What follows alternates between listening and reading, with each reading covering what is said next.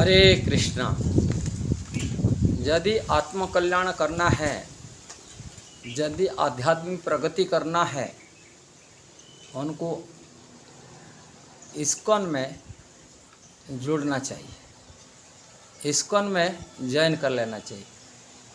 ISKCON में ज्ञान आहरण करना चाहिए। इस्कॉन में भक्तों की संगति करना चाहिए। क्यों? और अनेक संस्था भी हैं, अनेक मठ मंदिर हैं। अब वहाँ न जाकर केवल इस्कॉन में क्यों आना चाहिए? इस्कॉन में क्या है? और भी संस्था मंदिर हैं, बड़े बड़े प्राचीन मंदिर हैं, वहाँ क्यों नहीं जाना चाहिए? इस्कॉन में क्यों जाना चाहिए? क्यों शिक्षा ग्रहण करना चाहिए? ये सभी की प्रश्न का उत्तर ये वीडियो में देने के लिए चाह रहा हूँ।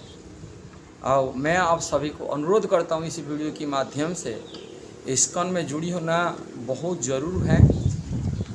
और आध्यात्मिक प्रगति करने के लिए, आत्मकल्याण करने के लिए, यदि आत्मकल्याण करना है, ये मनुष्य जीवन को सार्थक बनाना है, कि आत्मज्ञान प्राप्ति करना है, भगवान श्री कृष्ण से जोड़ना है, श्री कृष्ण भक्ति करना है, हमको इस्कॉन में जोड़ना प्रमुखता क्यों है, वो बात सब चर्चा करने के लिए चाह रहा हूँ। एक चीज़ हम इस्कॉन क्या है पहले जानकारी लेना है। इस्कॉन संस्था जो है, इसका फुल फॉर्म तो international society for Krishna consciousness, Hindi में कहते अंतर्राष्ट्रीय श्री कृष्ण भावनामृत संघ, जिन्हीं के संस्थापक आचार्य भक्ति वेदांत स्वामी प्रभुपाद। भक्ति वेदांत स्वामी प्रभुपाद ब्रह्म माधुर्य गौड़ीय संप्रदाय के आचार्य थे।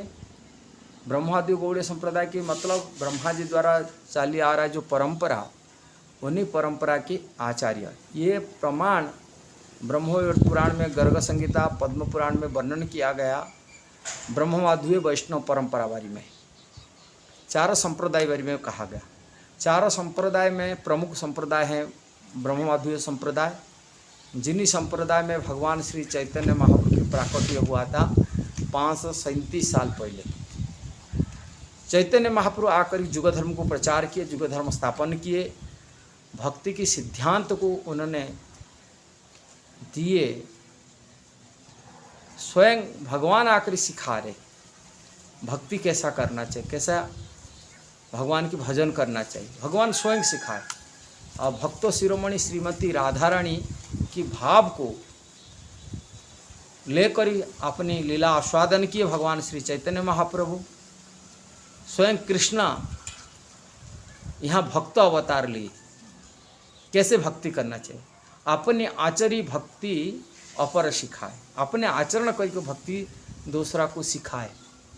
अपने आचरण के माध्यम से अपने अनुजाओं को, अपना परिकर को साथ लेके जो भक्ति किए, सभी शास्त्र की सार को उन्होंने प्रस्तुत किए अपनी भक्ति जीवन में। और सभी संप्रदाय के आचार्यों मध्य भी इसको स्वीकार करते कि भगवान जो भक्ति सिखाए, और मनुष्य कैसा भक्ति कर सकते, मनुष्य कैसे जान सकते। और राधा रानी के भाव, भक्तों शिरोमणि श्रीमती राधा रानी, उन्हीं के भाव को उन्होंने इसी लीला के माध्यम से प्रकट करते हैं। कृष्ण की प्रेमा भक्ति कैसा कृष्ण को पाना है, कृष्ण प्रेम में कैसा डूबना है, कृष्ण विरह में कैसा डूबना चाहिए, और वो भक्ति को उन्होंने सिखाए। और उन्हीं परंपरा में आचार्य रूप में भक्ति वेदांत स्वामी प्रभुपाद आए, जिन्होंने इसी भक्ति को, भगवान चैतन्य महाप्रभु की प्रदत्त भक्ति को सारी संसार को दिए, सारी दुनिया को दिए लाए। जिन्हीं कारण से केवल भारतवासी नहीं हैं, दुनिया के कोने अनुकोण में, अमेरिका से लेकर ऑस्ट्रेलिया तक सभी वर्ग के लोग, मुसलमान भी हैं, क्रिश्चियन भी हैं, यहूदी हैं, रशियन हैं, अफ्रीकन हैं, चाइनीज हैं, सभी वर्ग लोग ये भक्ति का सूत्र को स्वीकार करके अपने जीवन परिवर्तन कराए, सनातन संस्कृति में शामिल हुए, सनातन धर्म में शामिल हुए, तिलक कंठी लगा करके वैष्णव बन गए। मिर्च दुनिया परिवर्तन हुआ।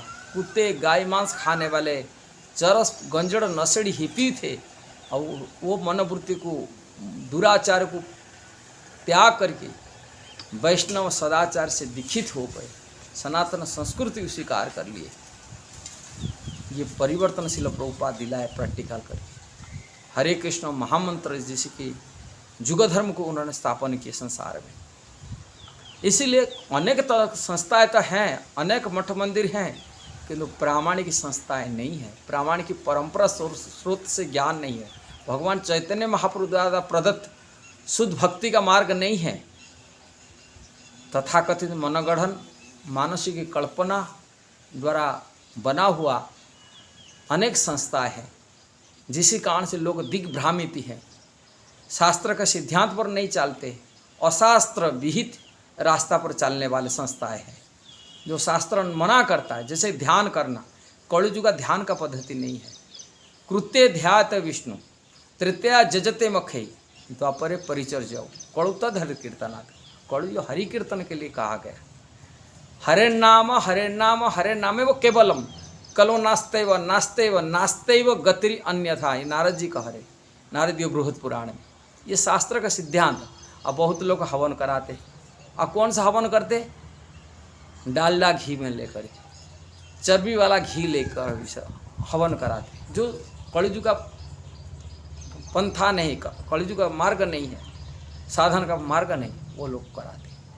इसी प्रकार तरह तरह की नाना प्रकार की अपना पूजा प्रतिष्ठा आशा में लोगों को दिग्भ्रमित करते हैं। ऐसा संस्था से हम कैसा आध्यात्मिक प्रगति कर सकते हैं, आत्मकल्याण कर सकते हैं? आत्मकल्याण करना हो तो हमको शास्त्र का सिद्धांत पर चलना पड़ेगा। शास्त्र सिद्धांत में भक्ति करना पड़ेगा, शास्त्र सिद्धांत में भजन साधन करना पड़ेगा। इसीलिए शास्त्र तो विरहित मार्ग पर हम चल नहीं सकते।